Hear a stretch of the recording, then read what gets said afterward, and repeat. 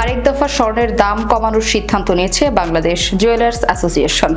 দেশের বাজারে এবার ভরিতে ৬,৫৯০ টাকা কমিয়ে ২২ ক্যারেটের ১ ভরি স্বর্ণের দাম ২,৩৪,৮৫৫ টাকা নির্ধারণ করেছে সংগঠনটি।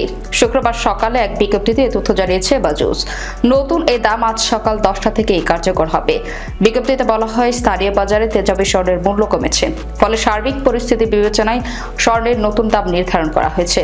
নতুন দাম অনুযায়ী দেশের বাজারের প্রতি ভরি ২২ ক্যারেটের স্বর্ণের দাম পড়বে ২,৩৪,৮৫৫ টাকা। এছাড়া ২১ ক্যারেটের প্রতি ভরি ২,২৪,১৮২ টাকা, ১৮ ক্যারেটের প্রতি ভরি ১,৯২,১৬৪ টাকা এবং সনাতন পদ্ধতির প্রতি ভরি স্বর্ণের দাম ১,৫৪,৪৭৩ টাকা নির্ধারণ করা হয়েছে।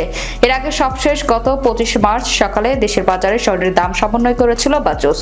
সেদিন ভরিতে ৫,৪৮২ টাকা কমিয়ে ২২ ক্যারেটের ১ ভরি স্বর্ণের দাম ২,৪১,৪৪৫ টাকা নির্ধারণ করেছিল সংগঠনটি।